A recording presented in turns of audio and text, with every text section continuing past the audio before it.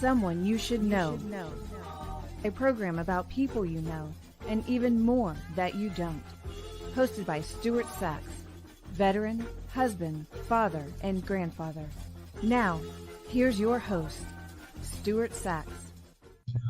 Well, hello again and welcome to another episode of Someone You Should Know. Very, very glad to have you along for the ride. You're going to learn something today, and I hope that you're going to feel better about yourself and about the people in your family and the people around you, because it's going to be a thought-provoking type of a show. And we are brought to you, as we are most of the time, by Christine Dean, who we affectionately know as the Networking Diva. Now, if you have any questions or any concerns about your presence on social media, the marketing of your business, the marketing of your company, your strategies, what you want to do to make people follow you and follow what you represent, you need the input from the Networking Diva, Christine Dean. She is absolutely a master at what she does. She has the answers to the questions that you might have about your internet presence on social media. Reach out, the Networking Diva, and just add a .com to that, and you can connect directly with her. Well, I want to welcome a very, very special individual. You know that very often on this program, I connect with people that have made a difference in the lives of other people. And you're going to meet one today, and I invited Richard Ramos to join us for an episode of Someone You Should Know. Richard, welcome, welcome, welcome. Well, thank you very much, Stuart, for having me. I appreciate being on the show. I am so happy that we have connected because I am in awe of what you and people like you do to make our world a better place, and especially that connection between parents and children, because sometimes one side or the other gets disconnected, and there is reasons for it, but according to Richard Ramos, there are solutions for any kind of disconnection between children and parents. Uh, and what was interesting to me was right from the get-go, the information I saw about you was I remembered that phrase, "It takes a village." And, I thought, yeah, we've all been led to believe that it takes a village.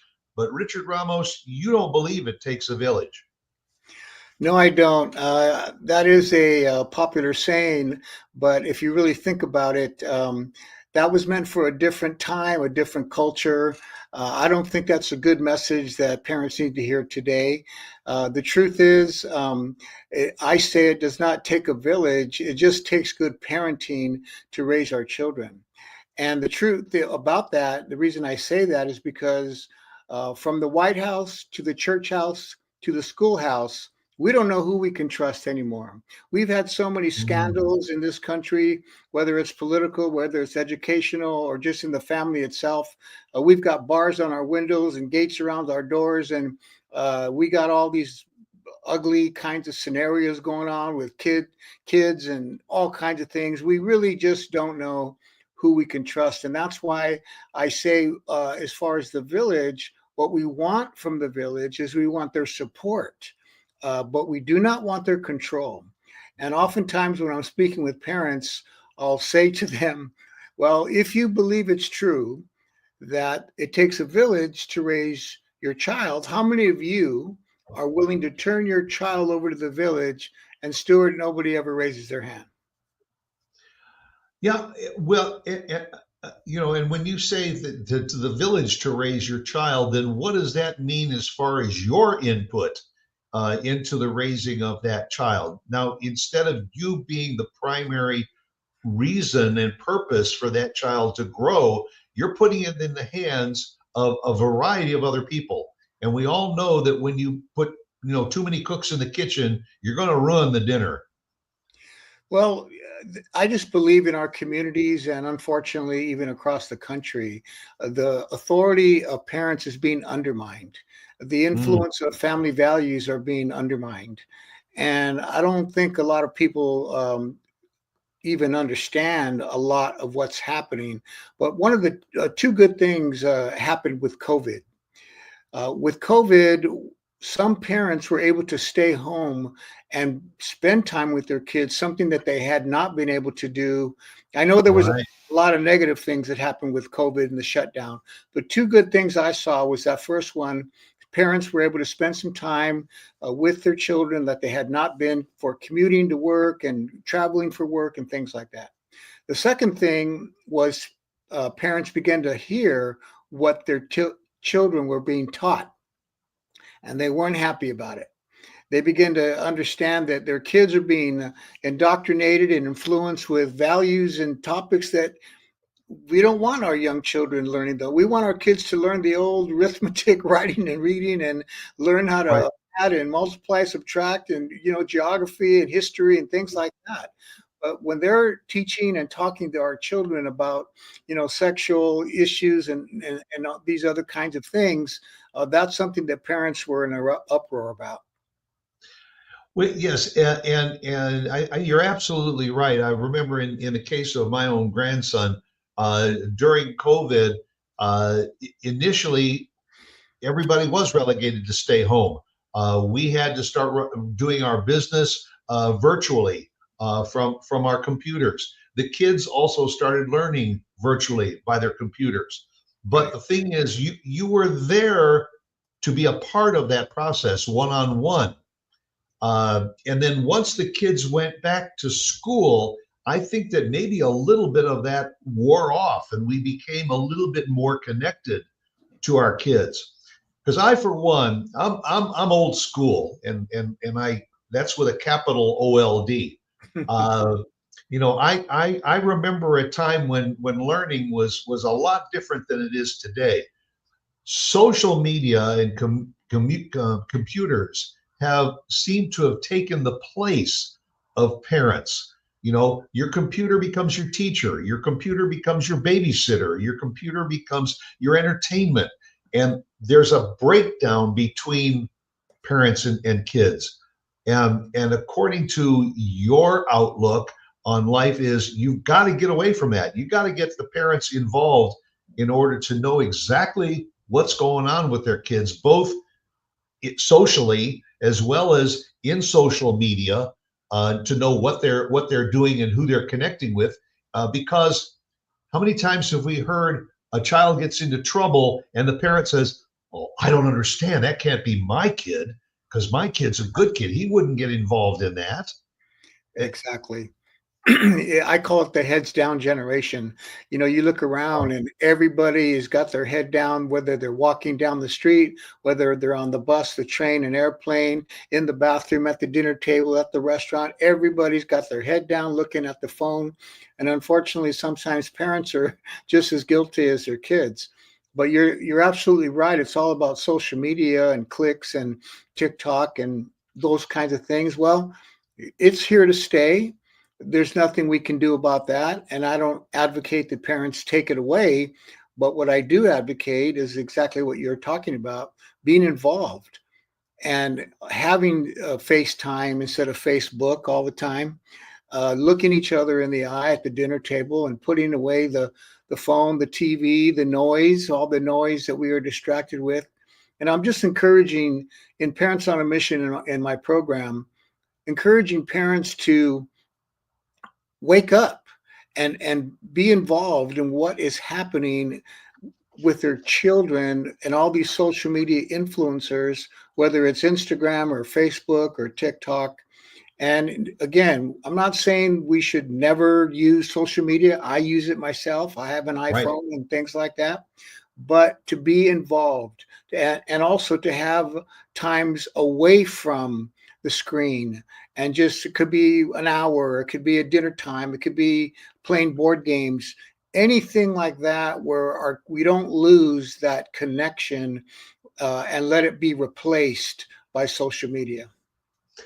I had a doctor on my program a few months ago, and he said, he challenged parents to turn off the social media, turn off the TV, open the front door and walk outside and take a walk around the block with your child and talk to them one-on-one. Hey, what's going on? With whether they're into sports, whether they're into music, but have a one-on-one conversation. Because he said, generally, when you walk back inside that door, you both feel much better about that walk that you've taken together. Well, that's right. And when we grew up, I'm old school too, Stuart. But we grew up, there was one phone maybe on the wall, a TV that had 3 channels, and at midnight it went off. They played the Star Spangled Banner, and that was it. Maybe a radio, but there was not this 24/7, 365 peer access. We didn't. Once we came home, we were pretty much, it was us, the family, the kids, and you went outside and played with some neighbors. But our kids nowadays, they have global access, and it's never quits. Yes. It's all the time. And so that's what is important, that I think parents, as you said, spend some time alone without the social media. Sounds like a simple message. And I'm sure there are a lot of parents that practice that, but there are a lot that don't. And we're losing some of our kids to these influences that do not have the best interests of our children in mind. Well, you make a point in your bio information to say that parenting is a profession, and that we as parents need to learn that lesson, that we just can't. And really, parents, for those that are watching and listening to this show, do you really want to put the livelihood of your child completely into somebody else's hands or multiple people's hands? Or do you want to be the one that's at the controls and knowing what your child is doing and when and where they're doing it? Because if you're proactive, then I think your child becomes proactive. Is that a fair thing to say, Richard? Oh, I believe so. And when I talk about the profession of parenting, just think about it. If world-class athletes, these are the best in the world, if they need a coach, I need a coach. And why do they need a coach? Because the best people in the world, who are whatever it is, they could be playing an instrument, they could be an athlete, could be any profession. They always have somebody who is coaching them, teaching them, encouraging them, pushing them, and getting them to go to another level of expertise. Why should our children expect anything different?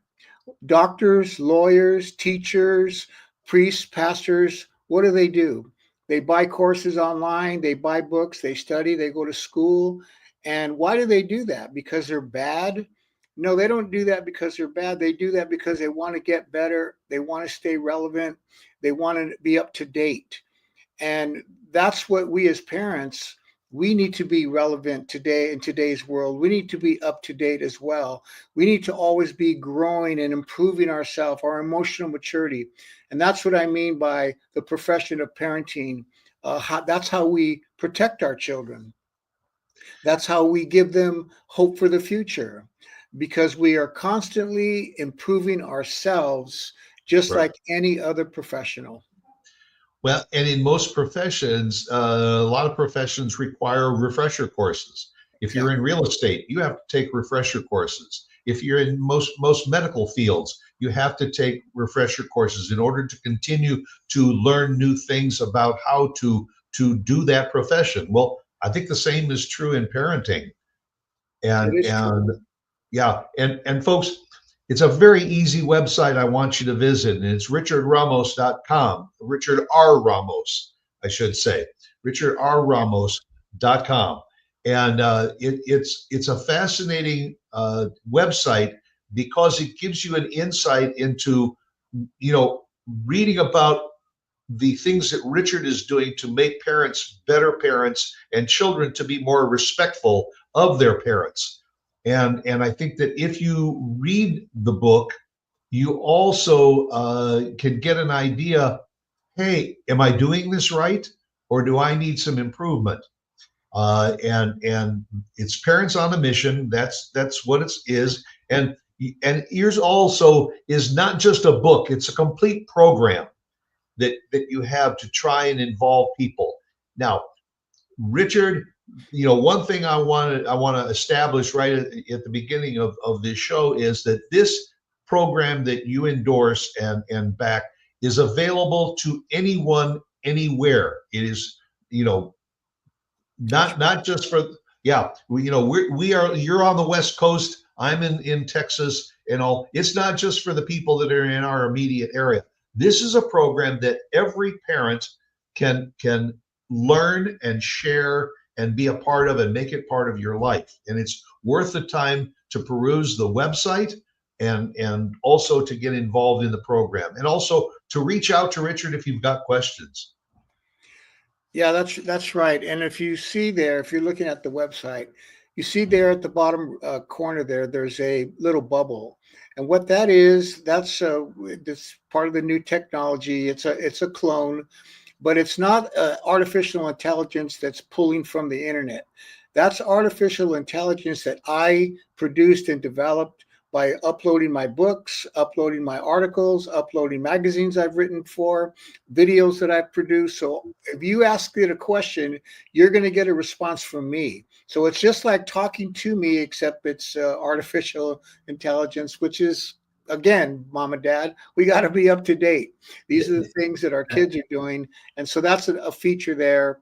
And also, if you want to just test out my book, you can get a free chapter and read a little bit and see if that's something that you want to pursue. But Stuart's absolutely right. The program is for everybody and anybody, and I will be updating it soon with some other courses and things and make available for parents. We mentioned at the outset of the show that very often there's a disconnection between parents and kids. You and I both know that if we talked back to our parents back in the day, there was going to be consequences. Those consequences don't seem to exist today, because you cannot discipline your children today the way we got disciplined, because you might end up behind bars for it. But That's right. When parents are trying to communicate with their kids, very, very often it gets a little bit heated.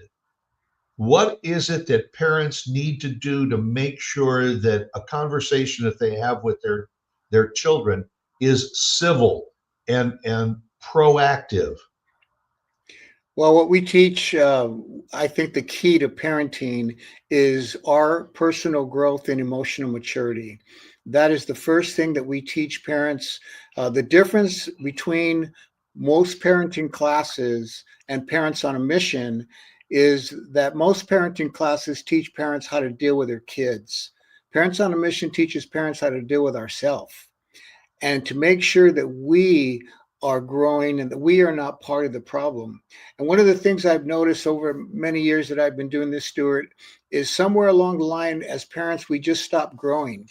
And I've seen, what I mean by that is that I've seen a lot of parents 30, 35 years old, but they still have a 15-year-old mentality. And when their kids start getting to that 12, 13, 14-year-old age, you got a 15-year-old mentality dealing with a 15-year-old kid, and that doesn't work very well. And parents equate age with maturity, and it's just not true. We grow old automatically. I didn't try to get gray hair at all. I didn't make any effort to lose my hair and have a gray beard. It was automatic. But to grow up is not automatic.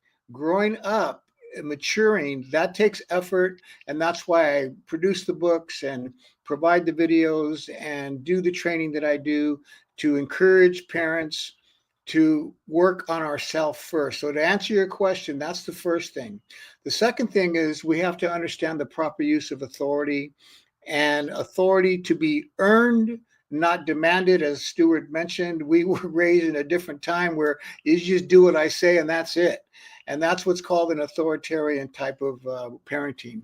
The permissive parent is, we don't want that either. That's the one that says, do whatever you want, however you want. I'm not trying to, tell you what to do. And that doesn't usually work very well.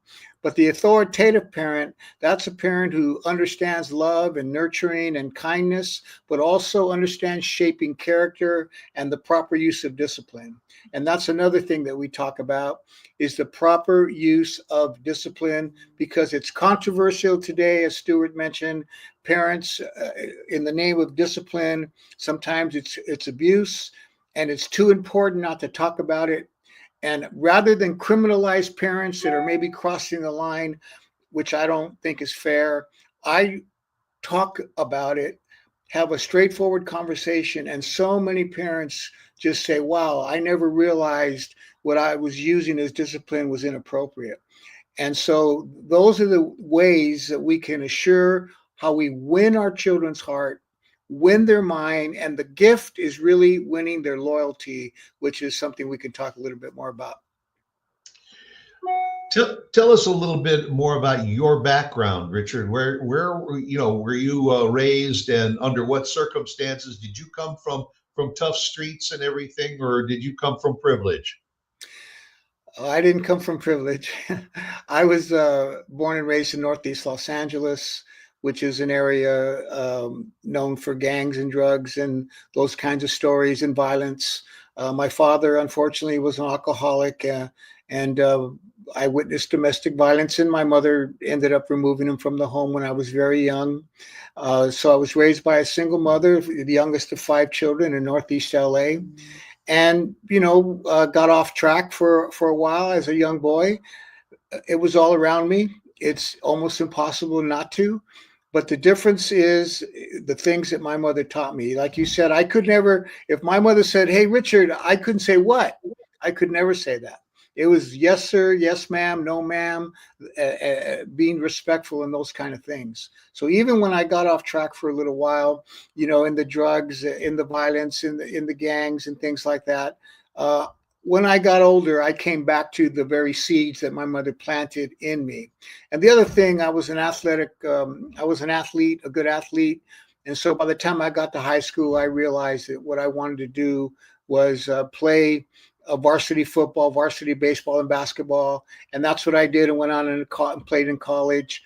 So that my mother and her discipline and my athletic ability, those are the 2 things I credit with helping me out of the barrio and now to live a life where I'm raising my children in the way that I would have wanted to be raised.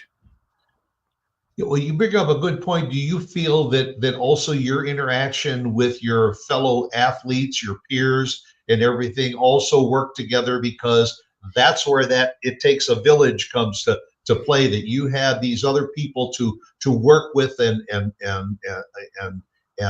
say, I understand what you're going through because I've gone through it too. So Mhm. being involved in some kind of organized sports, music, whatever is very, very positive in a child's life and their upbringing. Yeah, I don't want people to misunderstand when I say it does not take a village. Remember, I'm talking about raising a child, meaning Right. it's not the responsibility of the village, the community, to raise my children. That's my responsibility. But what I do want from the community, yes, is their support. And that's what I had, because I had a single mother. So there were coaches in my life. There were relatives in my life. There were fathers of friends of mine. All of those people played a big role in helping me to, become the person that I should become and that I have become. I was going down the wrong road. So don't get me wrong. I'm not saying the community or village doesn't have a role, but my point is I want mom and dad to understand you are enough. That it takes a village to me saying, you're not enough, mom. You're not enough, dad. You need all these other entities. And I'm saying, yeah, we need them, but not to control our children, but to support us as parents as we raise our children. So, that gives you a healthy balance. But what I've seen is too many parents who abdicate their role to the coach and the pastor and the counselor and the grandma and everybody else. And they're saying, can you raise my child for me? They may not verbalize it, but by their action and non-action, that's what they're saying.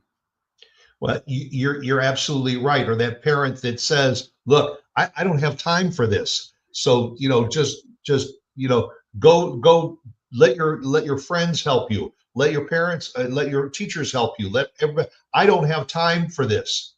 But Right. uh, kudos to your mom, because raising five kids, she knew that it was her responsibility to be both mom and dad, and to rule with an iron fist, but in a positive way, because the That's right. one word that you threw in there was that is tough love, and discipline. But that word love that was in there is, don't give up on that. Don't say, go to your room, go do this, go do that. Is to do it in a loving way that the child will say, okay, I'll listen to you, I'll do it your way. And usually you're going to end up with more positive results than negative. Yeah, it's always balance. We have to balance it with nurture. And to be honest, my mother was a very strict disciplinarian, and probably more strict than she wanted to be. But she wasn't raised by affectionate parents. My mother was not an affectionate parent, and I didn't know how to be affectionate when I was a young father. But luckily, my the mother of my children was very affectionate, and my in-laws were very affectionate, and I learned to be affectionate because I was being overly strict and intolerant and kind of just doing Mhm. the same thing my mother did. And, but she learned later on to balance that with nurture and love, and that really goes a long way. And I believe most parents understand that, but sometimes if we don't uh, are not raised and grow, as I already mentioned, in our affection, in our own personal issues that we may have had when we were younger, then we're not able to give our children what they need. And that's so important for children to have the balance. Discipline is important, but you also have to have that nurture and that love. You are, among other things, a certified parent mentor. And I want you to take a moment and explain exactly what that is and why that is important for people to consider becoming a certified parent mentor themselves. Well, what it really means is that we got to live what we're teaching. We can't just give people theories and ask people to do something that we ourselves are not living. So the first thing, as I said, is that we are practicing what we're teaching. Nobody's perfect. I'm not perfect. I don't get it right all the time, but I'm committed. I'm committed to my personal growth and to my emotional maturity. So that's the first thing. The second thing we're certifying parent mentors is that we are properly using our authority to shape the character of our children and to earn their respect. And that's something that parents need to understand, is that you can demand respect and obedience from small children. But even though you're getting outward conformity, that doesn't mean you have inward respect for your authority. And when they get old enough and big enough, then they stop saying, I don't have to listen to you. And we never earned their respect because we weren't properly exercising the authority.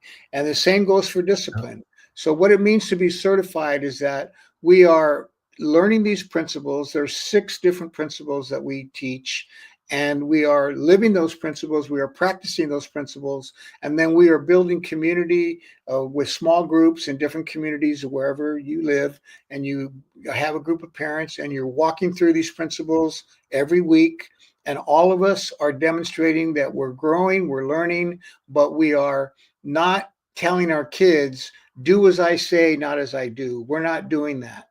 And so to be certified, it's a training process that I require. It's a 3-day training. And in that training, there's a transform. I see the transformation happen all the time where parents, as I said, they wake up and they realize, wow, I need to focus on myself rather than just focusing on fixing my children. So lead by experience, by An example, and example. An yeah, example. yeah. Yeah.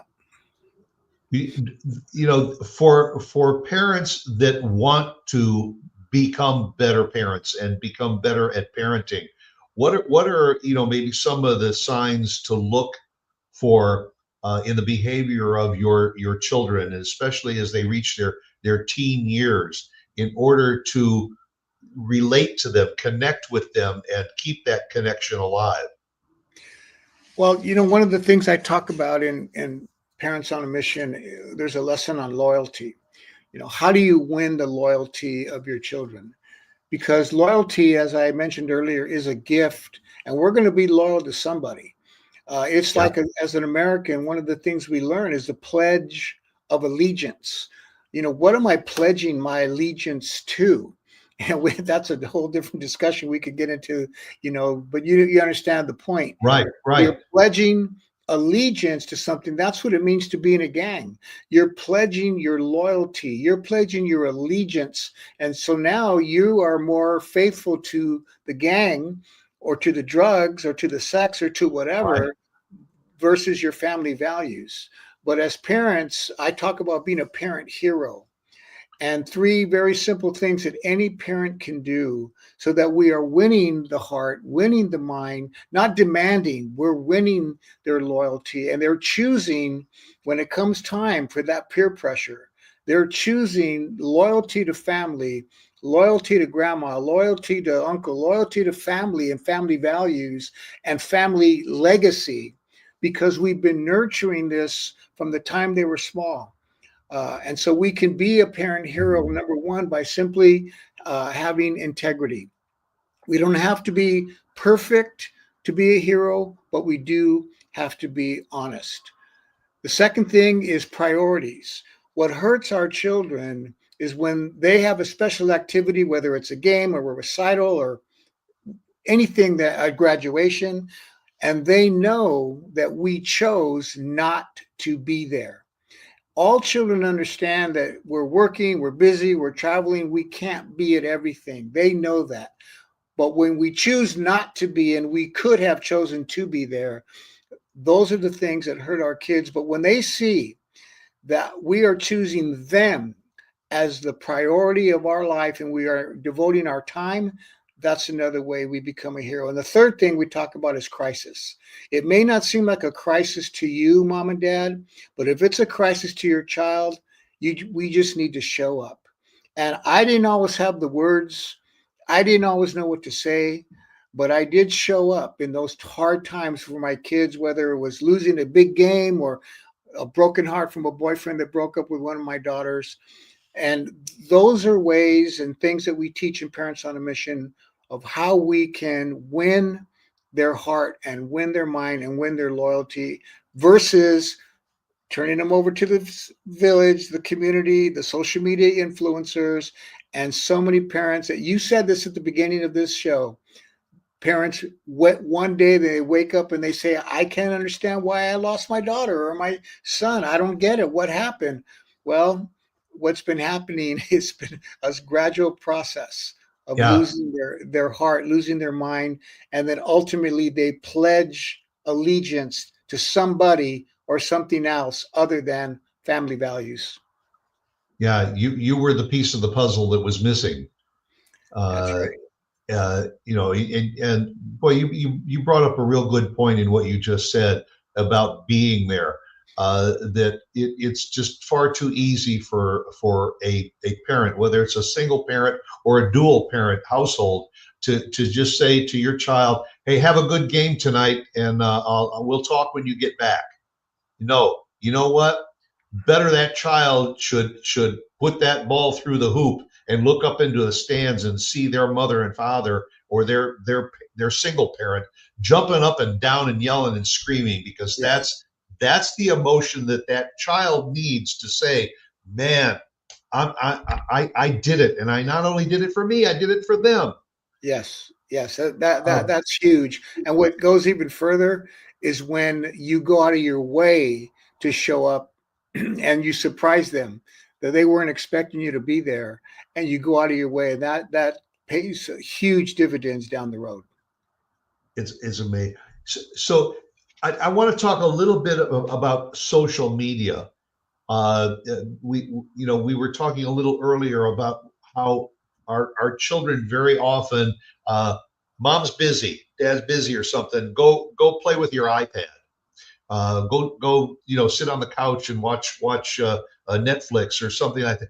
It's shifting that responsibility of connection with the child to something else, which is something we didn't have as kids.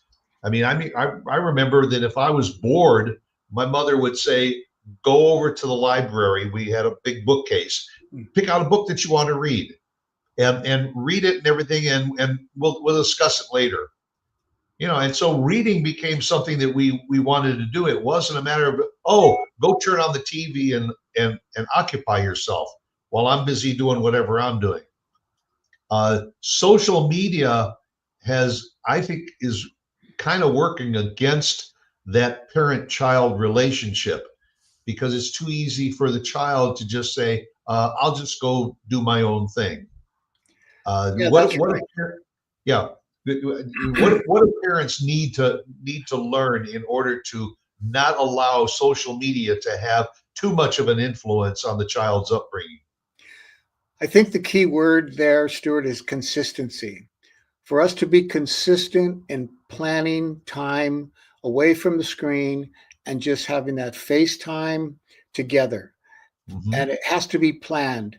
We are in a society that's moving very fast, and I understand that. As parents, so we're all doing our best. We got to put food on the table and pay the bills, and things that are necessary to buy for our children, clothes and things like that. So that's just the world that we live in. It's a fast-paced, moving world. Nevertheless, if we can be consistent with our children and say, look, on this day, let me just give an example. On Wednesday nights, we are going to sit down together. We're going to have dinner, and we're going to play a board game after that. Then after that, do whatever you want to do. That's great. But on Wednesday night, this is what we do as a family. Now, that's just one night a week. Imagine families that do that more often than that, where it doesn't have to be dinner and a board game. It could be, okay, on this night, we're going to go to see a movie. Instead of staying home and watching Netflix, we're going to actually go to a theater and just have a good time together. Or in my case here, I live near the beach, so we can go to the beach. We don't have to do anything very expensive, because I know a lot of families, sometimes these things cost money. Going to the park for a picnic, which might sound corny, but it pays big dividends when you're consistent. If you don't do it consistently, then it just kind of doesn't mean a lot. So I think one key is being consistent. The other thing is joining our kids on social media. Maybe, finding something in social media that we can do together, and not making them feel bad or guilty because they're on it, but being interested. Well, what are you doing on this? Show me what you do. Show me how to play that video game, or show me how, you're posting things. I don't know how to do it. Show, and you kind of get involved with them that way. And then that way they're not, number one, they don't feel ashamed, or, that you're putting them down, or that you're belittling them, or that you're trying to take it away from them, but rather you're joining with them and involved in it. Or the other thing, like I said, you're consistent about, this is what we do together. We're not going to compromise that. A lot of families, when they're eating dinner together, as I already said, they're together, but they're not together. Because the phone is ringing, or they're on the phone. The phone rings, they take the call. They're answering a text. The what is it called? The ding goes off, and right away they're looking. Or the TV's on. And I have said that multiple times, and for those that are watching and listening, I challenge you. When you go to a restaurant, look around at some of the other tables, and where you see a mom and dad and two kids, they're all sitting there, and there are four, mobile phones that are in their hands, and they are all texting or whatever. And as soon as the food comes, they'll put their phones down for a minute, and they'll have a bite to eat or so, and pretty soon they're back to their phones. And you rarely see a conversation going back and forth. You brought up a point about sitting down and asking the child, hey, what are you doing? You're playing a video game. What is it? I don't understand what you're doing. Can you show me? Can you get me involved? that takes me back to the time that my father taught me how to play checkers. Mhm. And, I cannot begin to even tell you, or I probably can tell you, the feeling that you got that day that you beat your father at checkers, because he taught you to play the game, and now you turned around and you beat him, and now it became a good, loving competition. Yes. And I think that's still true today between parents and children, between parents and grandchildren, between peers, is to learn an activity that you can do to challenge each other. And, one side isn't going to always win. That's what challenging is all about, is to just get in the game and do it. And the more parents can do it with their kids, the more rewards I think they're going to reap from it. Oh, that is so true. And I just want to say a word, Stuart, to parents of small children. Uh, do this now. Don't wait. Do this Yeah. now. Be involved with them, nurture them, spend time, talk to them, sing to them, read to them, do all these things while they're smaller, because as they grow along, it's just natural that mom and of course dad's going to be with me. Of course mom's going to be with me, because you've always been doing it. For those of you parents who have not been doing that, and now your kids are a little older and you're wondering, oh my God, I wouldn't dare try to take their phone from them. I wouldn't advise you that you do that either, because that's just going to cause more division and more problems. But if you start to be consistent about, asking them things like, hey, can you help me or show me, why are you so interested in that? Why is it so fun for you? Stuff like that. Or if it's not going to be that, as I said, just start to talk to your parent or your child. Can we have some time together without being on our phones? Let's talk about it and get them involved to talk about it. And that way they're buying into it versus you just saying, we're going to do this. Right. It's better to have that conversation. And if you start that slowly, that's a slow way of building that bridge that maybe you feel like you're losing. And if you have a child maybe a little older and they're just being very disobedient, very rebellious, very isolated, that's a role that I call the role of the farmer, which I don't know that we have time to talk about it today, but it's in my book, The Role of the Farmer. And that's a process, if you know anything about farming, it's hard work. It takes Right. patience. It takes plowing the land, which is the heart. It takes planting the seeds, which are the words that we speak.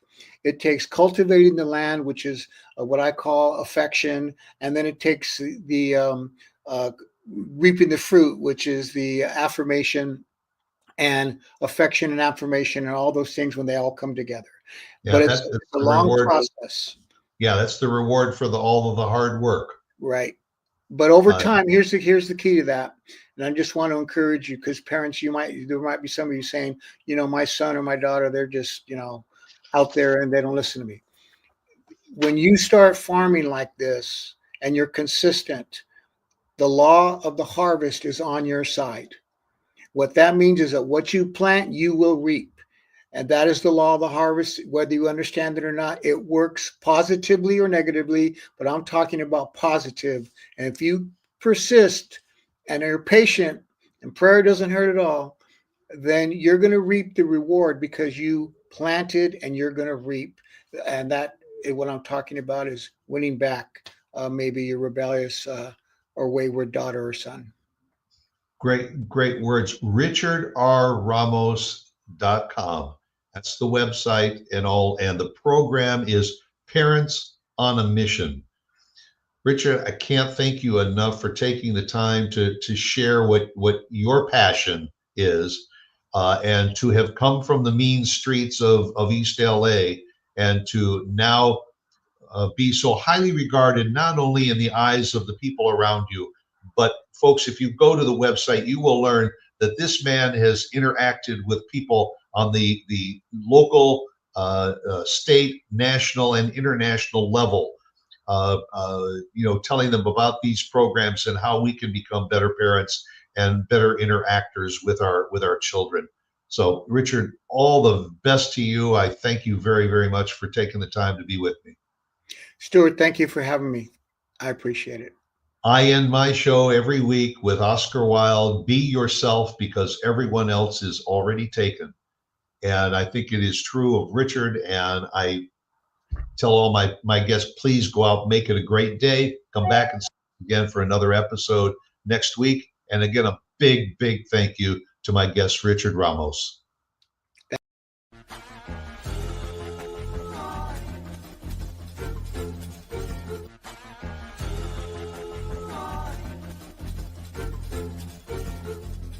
Someone you should know.